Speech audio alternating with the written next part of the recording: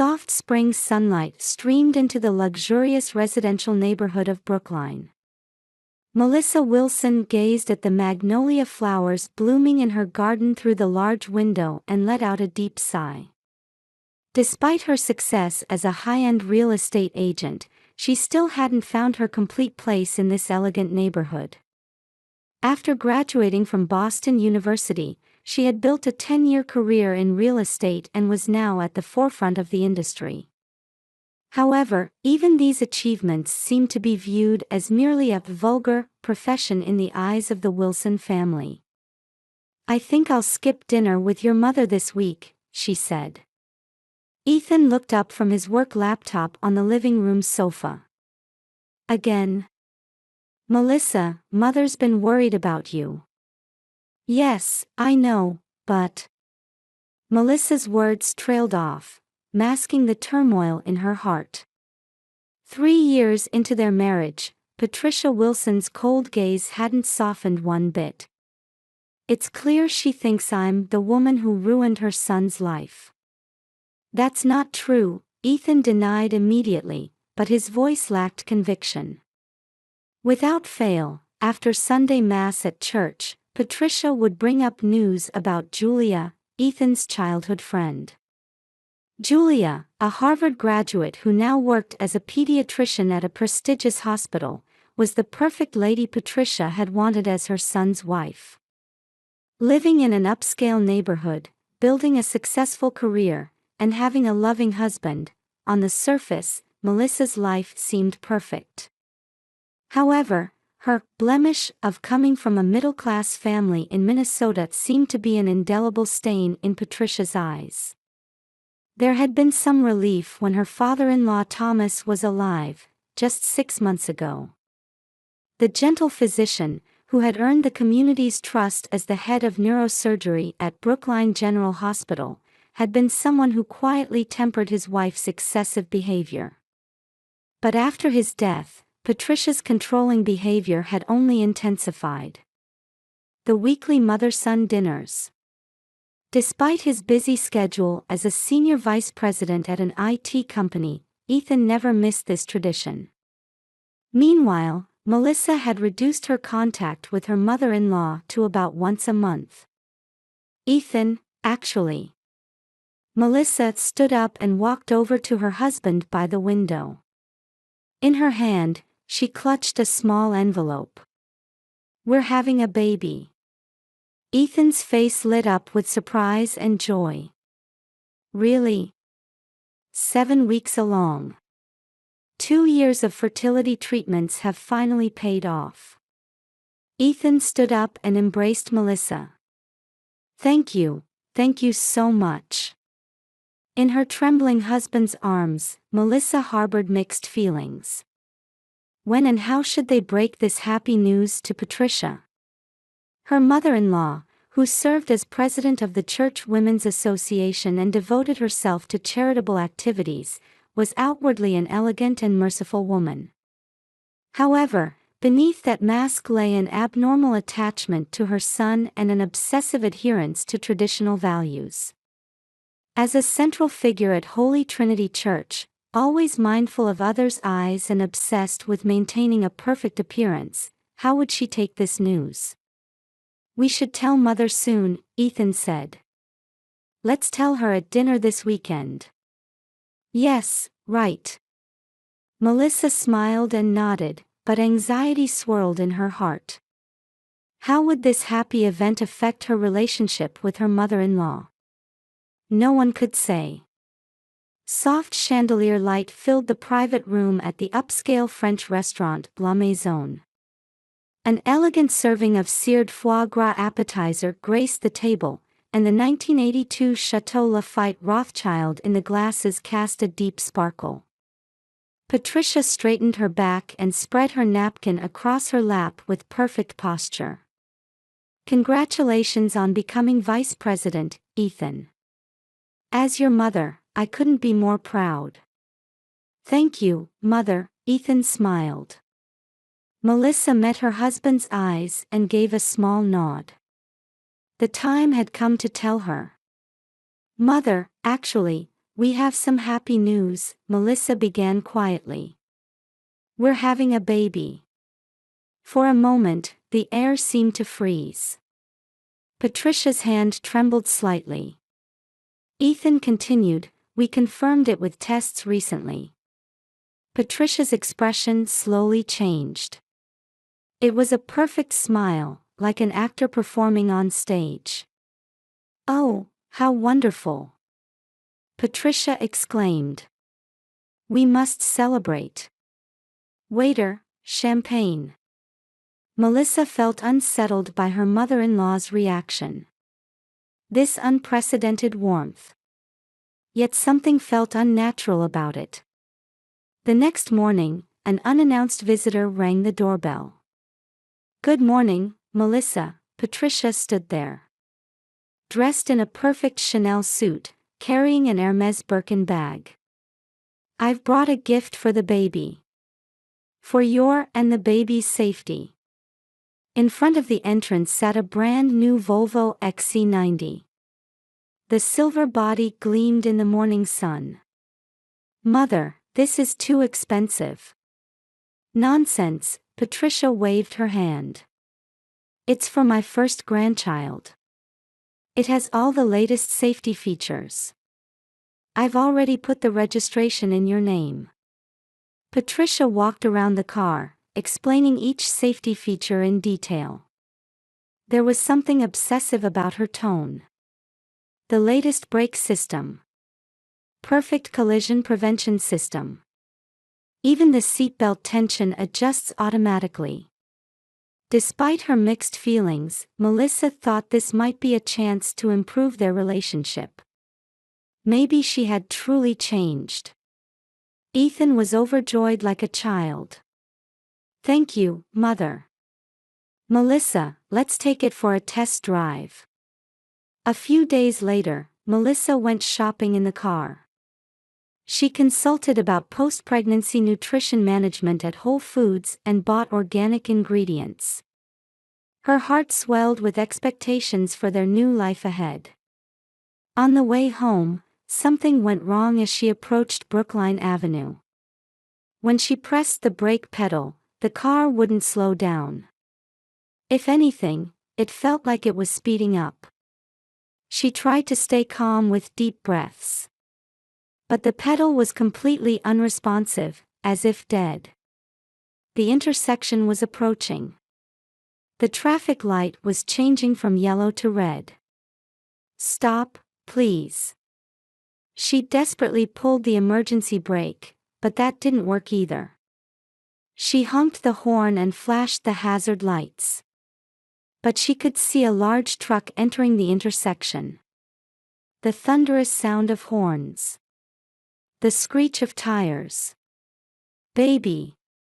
I'm sorry. Violent impact. The sound of shattering glass. Deploying airbags. Everything felt like it was in slow motion. Just before losing consciousness, Melissa saw a strange sight. Across the intersection, a black Mercedes was parked. When she next opened her eyes, she was in a private hospital room. Pure white ceiling. The smell of disinfectant. The sound of an N4 drip. Everything felt surreal. You're awake, a nurse said gently. The baby? She asked in a hoarse voice. The nurse's expression clouded. That was enough to understand everything. At that moment, the room's door opened. Patricia entered. In her usual perfect attire, carrying a high-end brand flower arrangement. Melissa, that must have been terrible. Patricia's voice had an unnatural brightness. And with an icy smile, she whispered in her ear. The baby is gone now. My son is free. Melissa stared at Patricia, suppressing the pain throughout her body. Though her voice trembled, her words were clear. You'll regret this smile for the rest of your life. Patricia's expression froze for a moment. but she quickly composed herself and gracefully left the room. In Melissa's eyes, a quiet flame of determination was lit. This wasn't the end. Everything was just beginning. 2 weeks after being discharged, in early August, Melissa sat in her home office with her laptop open. On the screen was the Boston Police Accident Report. She shook her head at the conclusion of accident due to sudden brake system failure. This is too perfect. There were too many unnatural points in the police investigation. The simplified scene investigation. Partial missing surveillance camera footage. And Patricia's unnatural behavior. Everything pointed to something. Melissa picked up her phone and dialed a saved number. Jim Collins Detective Agency. Hello, this is Melissa Wilson. A warm, deep voice answered from the other end. Mrs. Wilson, I've heard the rumors. Can we meet? That afternoon, Melissa visited an old office building near Boston Public Garden. The door bore gold letters reading, James Collins Private Investigation. Welcome. Jim Collins was a well-built man who appeared to be in his late 60s. After a 20-year police career, he had added another 15 years as a private investigator. Behind his gentle expression lay sharp eyes. Will you believe my story? Melissa asked quietly. Jim let out a deep sigh. During my time as police chief, I saw similar cases many times. Accidents wrapped up with superficial investigations. And the darkness behind them. Melissa told him about the accident details and her suspicions about Patricia. Jim listened intently, occasionally taking notes. Let's begin the investigation, Jim said gravely. But please promise one thing. Your husband must not know about this investigation. I understand. Ethan wouldn't believe it yet. The investigation proceeded cautiously but steadily. Jim utilized his connections as former police chief to obtain all surveillance camera footage around the accident scene. Furthermore, he collected detailed analysis data from the Volvo dealership's maintenance records and the accident vehicle. In September, they made their first important discovery. Look at this, Jim pointed at his laptop screen. It showed someone who appeared to be Patricia meeting with a middle-aged man in work clothes in a back alley the night before the accident. A cash exchange could be seen. This man is a mechanic at the Volvo dealership, Jim said. Name's Mike Johnson. A veteran with over 20 years of experience. Through subsequent surveillance, Mike's background came to light. A man with debt, married to a gambling-addicted wife. And $100,000 in cash from Patricia. All the pieces were starting to connect. I'll make contact, Jim suggested. On a chilly night in early October, Mike approached a car in his apartment complex parking lot. Jim sat in the driver's seat. Get in, a quiet but authoritative voice. Who are you? Mike tensed up. Former police chief Jim Collins. I know everything about your past and present. The blood drained from Mike's face. Let's talk. About the $100,000 you received from Patricia Wilson. And about the brake system modification. Mike squeezed out words in a trembling voice. She threatened me. I needed money for my daughter's surgery. If you tell everything, there might be a chance to reduce your sentence, Jim advised.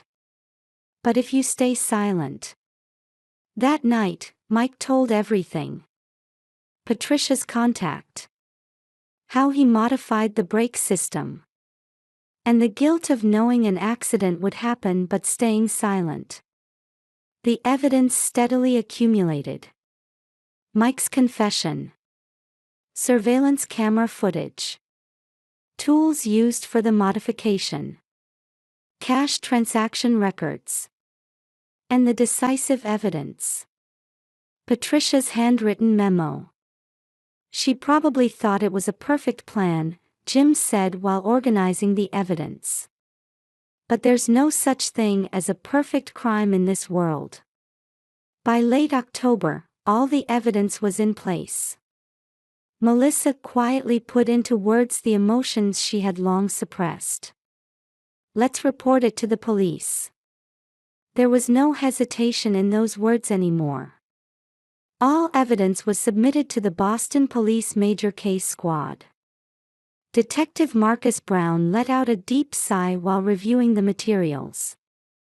This is, clearly an attempted murder case.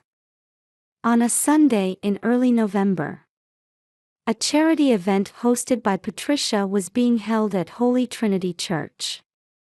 Elegant music played while upper-class ladies and gentlemen chatted. Police officers quietly entered.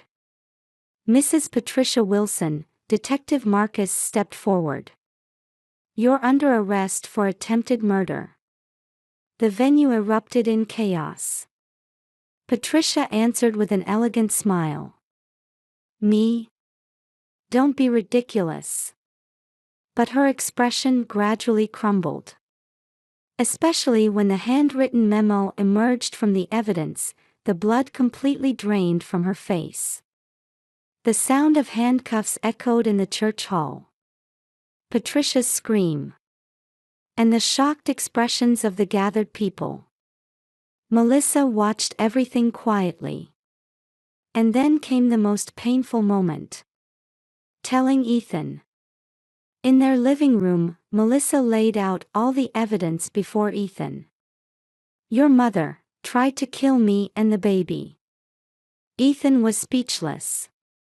Surveillance camera footage. The mechanic's testimony. And his mother's handwritten memo. All the evidence presented undeniable facts. It's a lie. Mother wouldn't. Ethan's voice trembled. And when he saw the final piece of evidence, he completely broke down. It was a recording of Patricia's words in the hospital room after the accident. Mother, why? Ethan's anguished cry echoed in the quiet night living room. In the Norfolk County Superior Court. As a solemn atmosphere hung in the air, Prosecutor Sarah Murphy read the indictment. I will state the charges against the defendant Patricia Wilson. 1 count of attempted murder. 1 count of property damage. 1 count of fraud. The defendant, under careful planning. Patricia sat in the front row, dressed in a luxury brand suit, maintaining an elegant posture. However, the slight trembling of her hands betrayed her inner turmoil. Defense attorney Robert Stein was one of Boston's most expensive lawyers. He stood up and began his argument in a calm voice. My client's actions were out of concern for her son. The psychiatric evaluation results also. At those words, Melissa in the gallery narrowed her eyes. Her husband Ethan squeezed her hand tightly. Witness examination began. The first witness was mechanic Mike Johnson. I received $100,000 from Mrs. Patricia, he began testifying in a trembling voice. I was instructed to modify the car's brake system. Please state the specific instructions, the prosecutor prompted. To make it look like an accident. And to ensure. Mike choked on his words. To ensure that the fetus would. The courtroom fell silent. The next witness was a technician who analyzed surveillance camera footage near the accident scene. Then the emergency doctor who examined Melissa right after the accident. With each testimony, the outline of the case became clearer. During recess, Ethan whispered to Melissa in the hallway. "Something's wrong with Mother." Indeed, there were changes in Patricia's behavior. Cracks were beginning to show in her perfect lady facade. Afternoon court. Patricia's witness examination began. "I did nothing wrong," Patricia answered with dignity. "I was just trying to protect my family from someone who could ruin my son's life." "Then why did you modify the brakes?" the prosecutor pressed. "That's..." Patricia's voice wavered. "My son should have had a suitable marriage partner. Someone perfect in family background, education, everything. You call attempting murder protecting family?" Patricia's expression distorted. "I understand. How much someone from the lower class like Melissa would taint our world. She and that child in her womb." The courtroom erupted. The judge's gavel demanded order. "Mother." Ethan's voice broke the silence. All eyes turned to him. "Mother, when did you become such a person?" The blood drained from Patricia's face. "Ethan, everything was for you." "Shut up," Ethan stood up. "You've been completely different since Father died.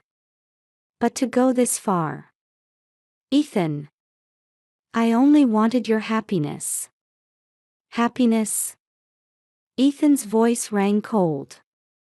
"Mother, you tried to kill my wife and my child. How could that lead to happiness?" Patricia's perfect mask shattered with a sound. "No. No. Everything is wrong," she began screaming. "My son was born into a perfect family, received a perfect education, and was supposed to have a perfect marriage. But this woman ruined everything." The courtroom fell into complete chaos. Guards rushed to restrain Patricia. The evidence examination lasted 2 weeks. During that time, Patricia's abnormal attachment and obsessiveness gradually came to light. The psychiatric evaluation noted severe obsessive-compulsive disorder that had worsened after her husband's death. The day of the verdict. The courtroom was packed with spectators. Defendant Patricia Wilson, the judge's voice rang out. "Your actions were premeditated and extremely malicious. Neither insanity nor diminished capacity is recognized." The verdict was delivered. The court sentences the defendant to 15 years in prison. The gallery stirred. "Ethan." Patricia cried out. "Everything was for you." But Ethan had already turned his back. Taking Melissa's hand, he quietly left the courtroom. As reporters swarmed around them, the couple got into their car. "It's finally over," Melissa said quietly. "Yes," Ethan let out a deep sigh. "I'll never see Mother again." Those words carried both deep sadness and strong determination.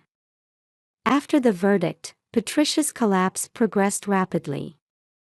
She lost her position as president of the Church Women's Association, and her friends drifted away one by one. Her fall from graceful society further devastated her mental state. The media widely reported the case as the dark underbelly of Boston high society. Her hypocritical charitable activities were exposed, and the social status she had built crumbled easily. In late December, Ethan was packing all his mother's photos into a cardboard box. "Are you sure about this?" Melissa asked worriedly. "Yes," Ethan answered resolutely. "Mother no longer exists in our lives." The cardboard box was sealed away in the basement storage. Outside, the year's last snow had begun to fall quietly. As if purifying everything, it wrapped the city in a pure white garment. Melissa and Ethan stood together by the window. "Let's start our new life," Melissa whispered. Ethan nodded silently. Several years later. In a quiet residential area of Cambridge, about an hour's drive from Brookline. In front of a house warm with Christmas decorations, a 4-year-old girl with a bright red ribbon was making a snowman. "Alice, aren't you cold?" Melissa called from the doorway. "I'm fine." Alice responded with a smile. "Look, I made a snowman." Melissa nodded with a smile. For years since they had adopted Alice, her smile had become a beacon of hope for the entire family. "I'm home," Ethan's car returned. Since becoming CEO, work had become even busier, but he never neglected time with his family. "Papa." Alice ran to him. "Oh, is this a snowman?" Ethan lifted his daughter. "It's very well made. Can I open my Christmas presents?" "That's a treat for tomorrow morning," Melissa gently explained. The family of 3 entered the living room wrapped in warm light. Under the large Christmas tree lay presents for Alice. The fireplace fire softly illuminated the room. "Melissa," Ethan turned to his wife. "Are we good for next week's final adoption interview?" "Yes," Melissa nodded.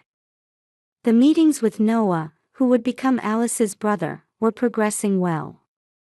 "Noah is looking forward to becoming part of our family too." Meanwhile, at the same time, in a rehabilitation facility, Maplewood Care Center, in the Boston suburbs, Patricia Wilson sat in a wheelchair, staring out the window.